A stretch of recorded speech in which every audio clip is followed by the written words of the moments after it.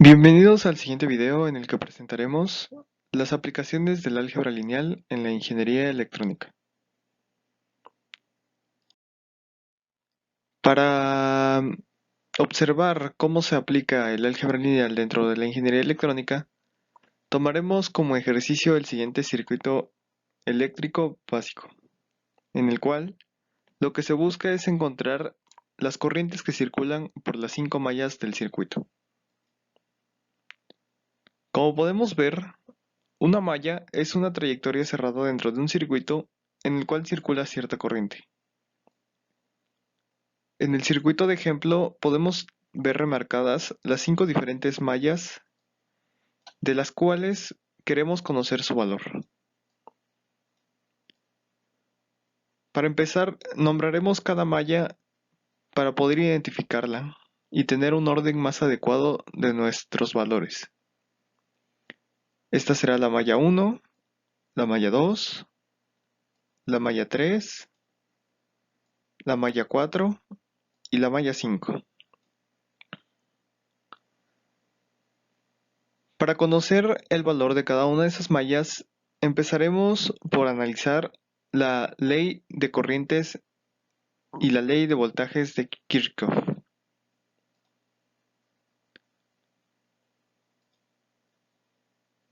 Principalmente utilizaremos para este ejercicio la ley de voltaje de Kirchhoff, la cual nos dice que la suma de voltajes dentro de una malla o una trayectoria de cerrada de un circuito nos debe dar un igual a cero, lo que significa que los voltajes dentro de cada una de estas mallas, al sumarlos, nos debe dar igual a cero. Sin embargo, no tenemos un valor conocido de los voltajes que existen en cada uno de los elementos de cada malla. Por lo tanto, utilizaremos la ley de Ohm para conocer lo que es cada uno de estos voltajes. La ley de Ohm nos dice, viendo específicamente hacia los voltajes, que el voltaje de un elemento es igual a su intensidad por la resistencia. La resistencia de algunos elementos dentro del circuito son conocidas, como por ejemplo en esta resistencia en 6 ohms, resistencia de 5 ohms, resistencia de 1 ohm, y aquellos cuya resistencia no es conocida, pues afortunadamente se conoce su voltaje, como en esta fuente de voltaje que son 12 volts, o en esta fuente que son 6 volts. Para conocer el voltaje de las resistencias, basta con multiplicarlo por la intensidad. La intensidad vendría siendo la intensidad que transita por la malla o por cada una de las mallas. Por ejemplo, esta sería I1, I2 y así sucesivamente con todas y cada una de las corrientes que transitan por cada malla. Así bien, el voltaje de esta resistencia, por ejemplo, vendría siendo 5 veces, que es el valor de la resistencia, por la intensidad, que sería I1, que en este caso es una incógnita. Siguiendo este razonamiento, podemos analizar los voltajes que existen en cada malla y en base a eso construir un sistema de ecuaciones para poder conocer el valor de cada una de las intensidades que circulan por cada malla.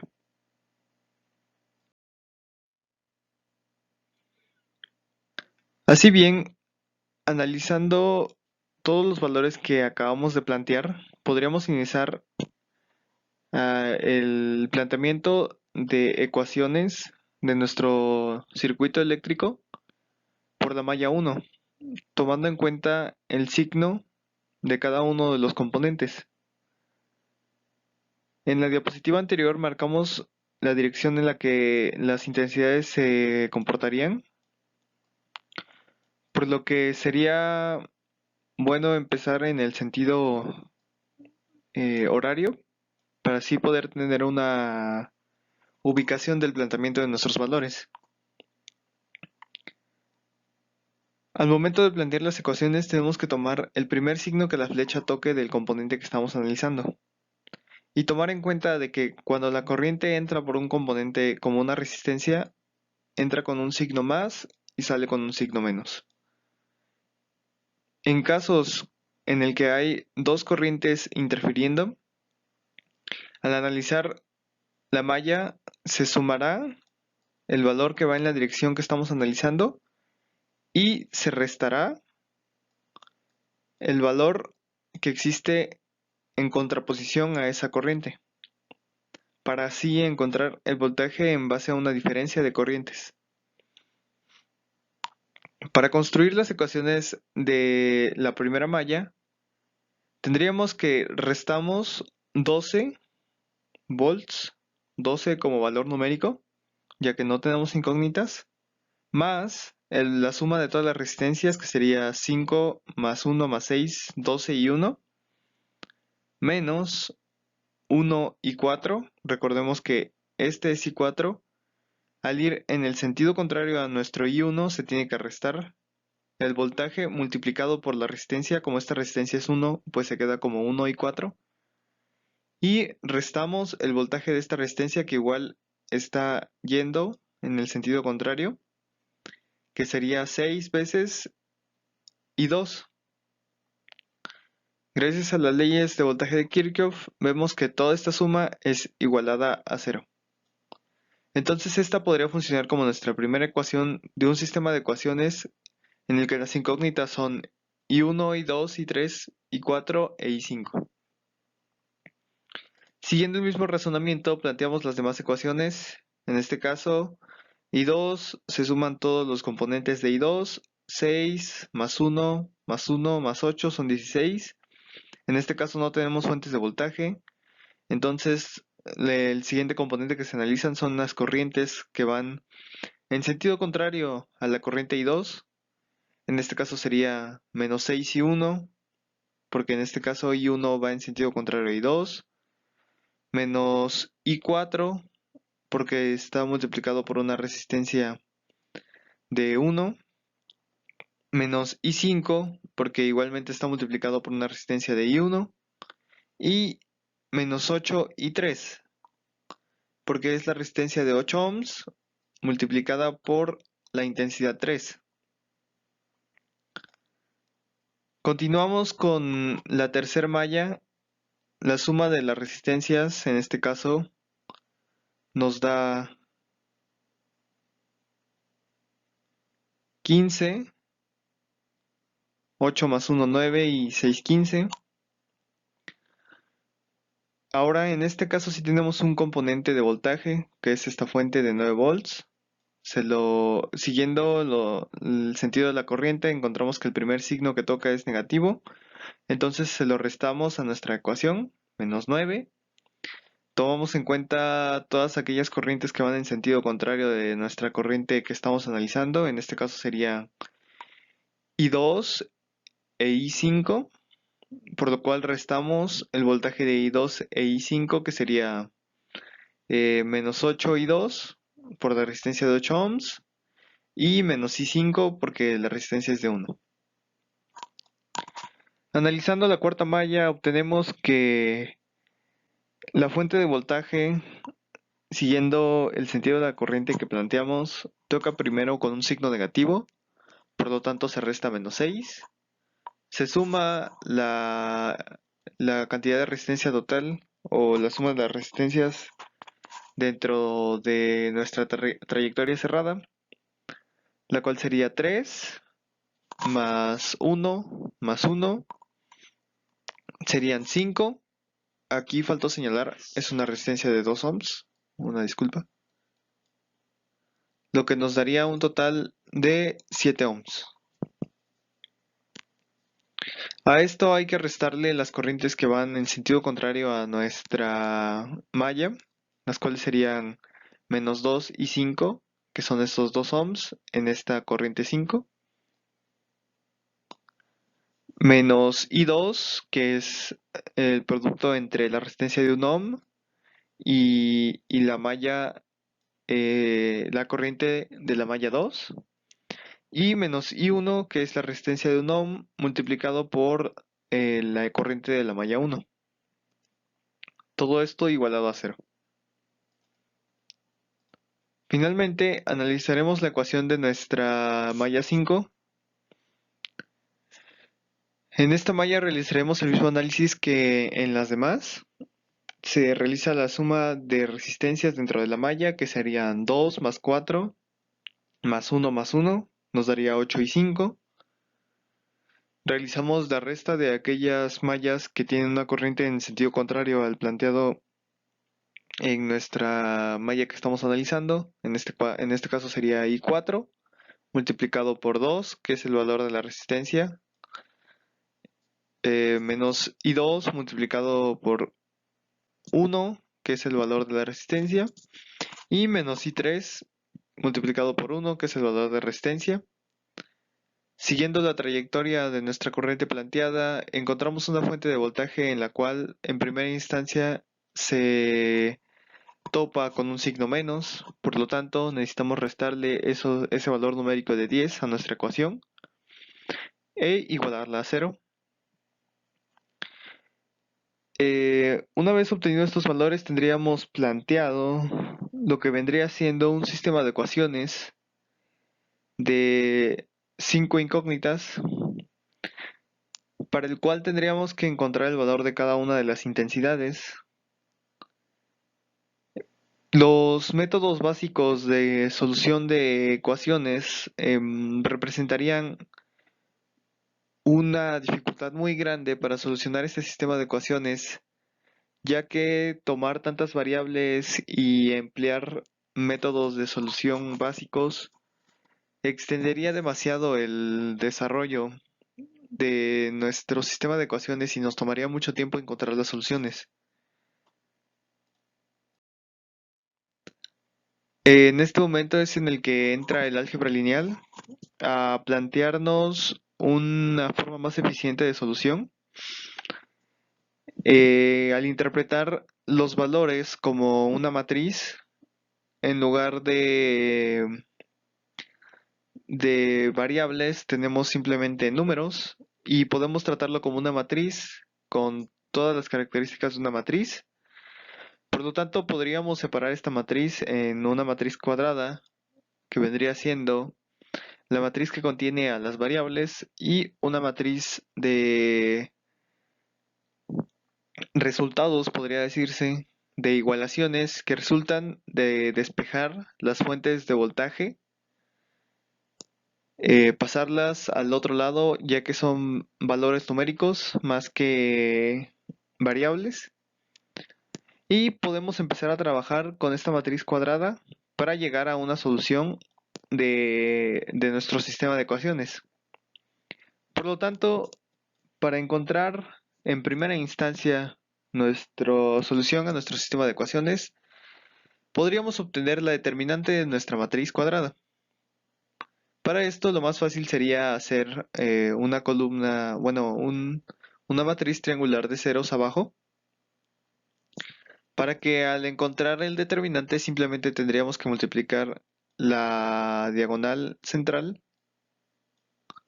para encontrar los valores por método de Cramer, ya que todas las otras matrices, bueno, todas las otras multiplicaciones diagonales se multiplicarían por algún cero, nos terminarían dando cero y el único valor que tendríamos en realidad sería el de la matriz diagonal. Para esto tenemos que el valor de nuestra determinante sería calculado por 12 por 13 por 131 entre 13 por 2617 entre 393 por 72.175 entre 10.468, y esto nos da un total de 72.175 como determinante de nuestra matriz.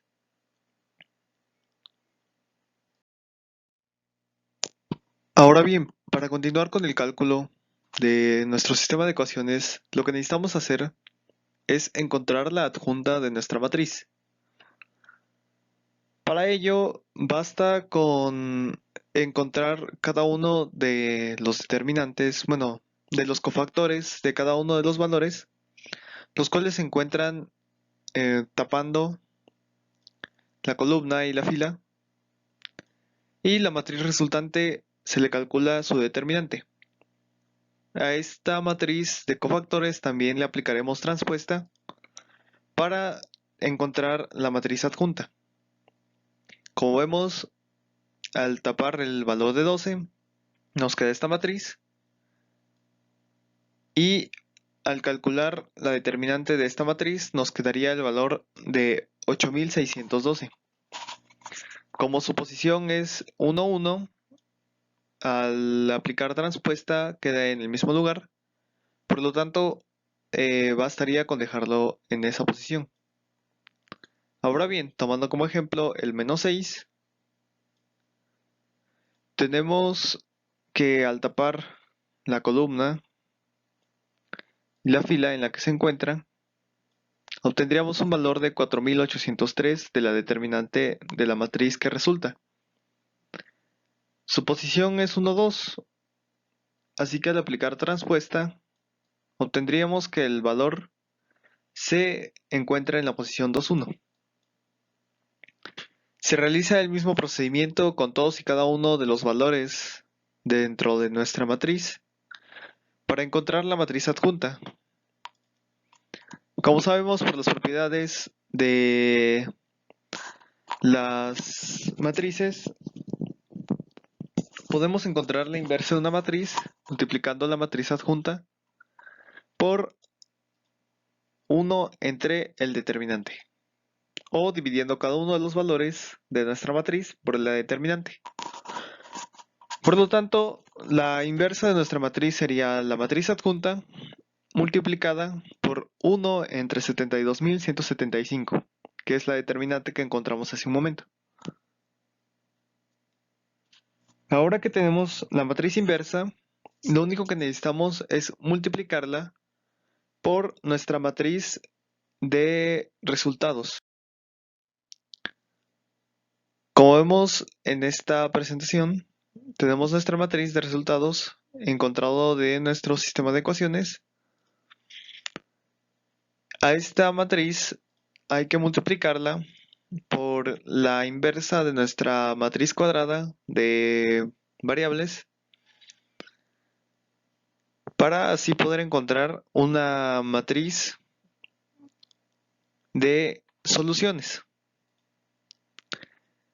Al realizar la multiplicación podemos encontrar que la matriz resultante es la que se muestra a continuación. Los valores son expresados en fracción.